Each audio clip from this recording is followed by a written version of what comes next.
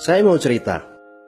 Ada dua orang sahabat yang tinggal di sebuah desa kecil di Italia. Sebut saja nama mereka adalah Pablo dan Bruno. Mereka adalah anak muda yang memiliki impian yang tinggi. Mereka sering berkhayal bagaimana kalau suatu hari nanti mereka menjadi orang terkaya di desanya.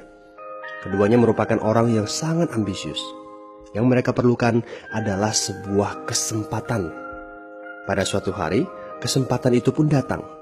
Kepala desa memutuskan untuk mempekerjakan kedua anak ini untuk membawa air dari sungai ke sebuah penampungan air di tengah desa. Keduanya masing-masing membawa 2 buah ember dan segera menuju ke sungai. Menjelang sore, keduanya telah mengisi penampungan air sampai penuh. Kepala desa menggaji mereka masing-masing berdasarkan jumlah ember air yang mereka bawa. Wow, Pablo dan Bruno senang sekali. Ini berarti impian mereka akan segera terkabul. Mereka sulit percaya jika mereka bisa mendapatkan rezeki sebanyak ini. Mereka bekerja lebih keras lagi setiap hari agar bisa mengangkut air lebih banyak. Namun, Pablo mulai merasakan ketidaknyamanan. Ia tidak yakin pekerjaan ini bakal buat impiannya terwujud. Punggungnya nyeri dan kedua telapak tangannya lecet-lecet. Kian hari, kian takut saat harus pergi bekerja. Ia pun mulai berpikir keras, mencari akal bagaimana caranya membawa air dari sungai ke desanya.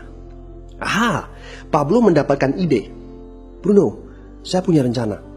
Daripada kita mondar-mandir bawa-bawa ember setiap hari, kenapa kita nggak sekalian aja buat sebuah saluran pipa dari sungai ke desa kita? Saluran pipa? Ide dari mana itu? Seru Bruno.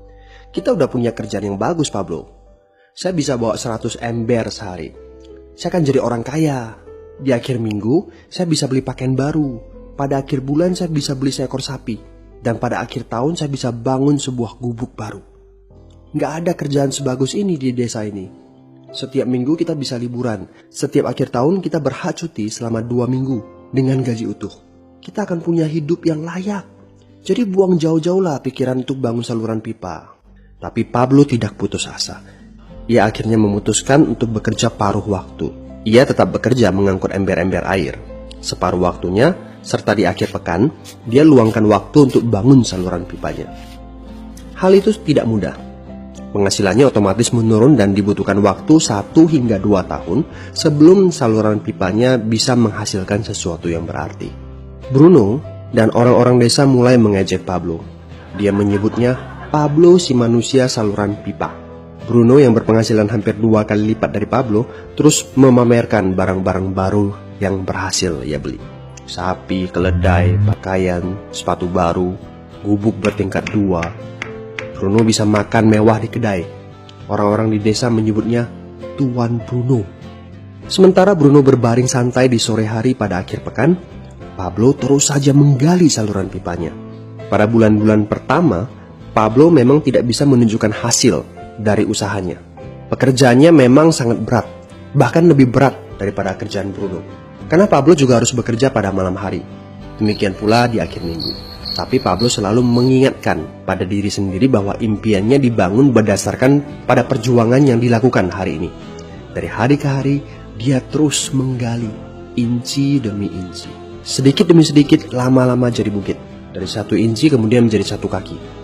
Kemudian jadi 10 kaki. Kemudian 20 kaki, 100 kaki, dan seterusnya. Bersakit-sakit dahulu, senang-senangnya kemudian. Demikian dia terus menyemangati dirinya sendiri. Sepulang kerja, tubuhnya lelah sekali. Fokus pada hasilnya. Kata-kata itu terus ia ulangi dalam hati setiap hari saat dia pergi tidur. Sementara dari bar di desa itu terdengar gelak tawa mengiringinya ke alam mimpi. Ayo, fokus pada hasil akhir. Hari berganti bulan, saluran pipanya sudah setengah jadi. Saat beristirahat, Pablo melihat dari jauh sahabatnya Bruno yang terus saja mengangkut ember-ember. Bahu Bruno tampak semakin lama semakin membungkuk. Dia menyeringai kesakitan. Langkahnya semakin lamban akibat kerja keras setiap hari. Dia semakin jarang bersantai-santai di tempat tidur gantungnya. Dia lebih sering terlihat di bar, duduk dengan wajah letih dan murung. Saat pengunjung bar melihat Bruno, mereka saling berbisik.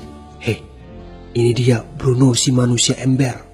Dia lebih suka duduk sendiri di sudut yang gelap ditemani botol-botol kosong di sekelilingnya. Akhirnya, saat bahagia Pablo pun tiba. Saluran pipanya sudah rampung. Orang-orang desa berkumpul saat air mulai mengalir dari saluran pipanya menuju ke penampungan air di desa. Sekarang, desa ini sudah bisa mendapatkan pasokan air bersih secara tetap.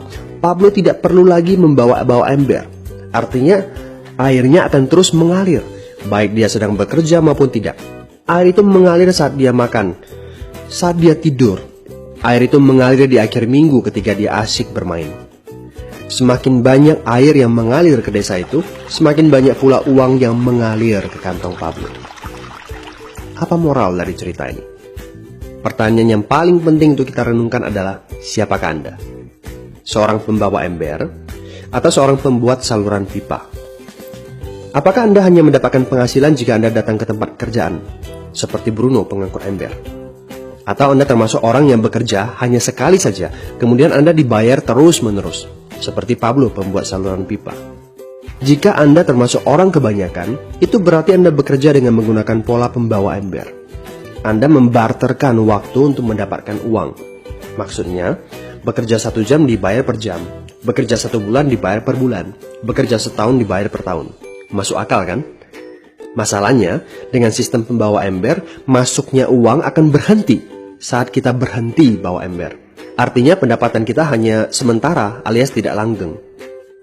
Kalau di suatu pagi Bruno bangun dan punggungnya terasa sakit, sehingga dia tidak bisa bangkit dari tempat tidurnya, berapa uang yang akan dia dapatkan hari itu? 0 besar. Fakta yang harus kita sadari adalah, kita tidak bisa bekerja selamanya karena faktor usia dan kesehatan. Jika kita tidak sanggup membarterkan waktu kita, maka kita tidak akan mendapatkan uang.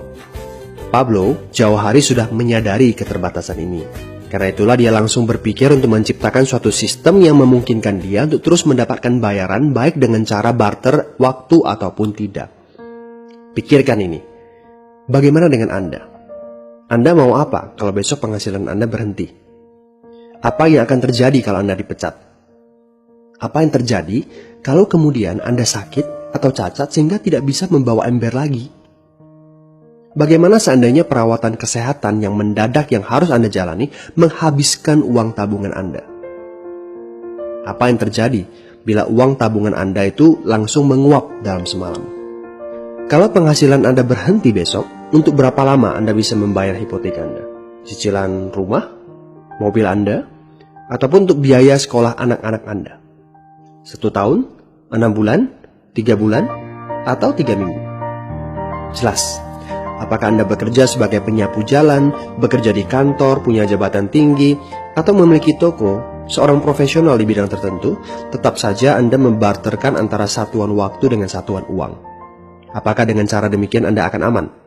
Satu-satunya jalan untuk menciptakan keamanan yang sesungguhnya adalah seperti yang dilakukan oleh Pablo, yaitu membangun saluran pipa saat Anda masih bekerja sebagai pembawa ember. Dengan membangun sebuah saluran pipa, Anda cukup mengerjakan pekerjaan sekali saja, capeknya sekali saja, tetapi Anda akan dibayar terus-menerus. Saluran pipa ini akan memberikan Anda penghasilan walaupun Anda sedang tidur ataupun Anda sedang main. Penghasilan ini juga akan terus Anda peroleh setelah Anda pensiun, pada saat Anda sedang sakit ataupun cacat sehingga tidak bisa bekerja, dan juga dalam situasi darurat. Inilah yang disebut sebagai penghasilan pasif. Anda tahu, saat ini kami sedang membangun saluran pipa yang akan memberikan penghasilan pasif. Mau tahu caranya? Hubungi teman yang meminta Anda untuk menonton video ini. Dia punya akses untuk informasi yang Anda butuhkan. Mintalah video lanjutannya, atau jika memungkinkan, bertemu langsung dengan teman Anda.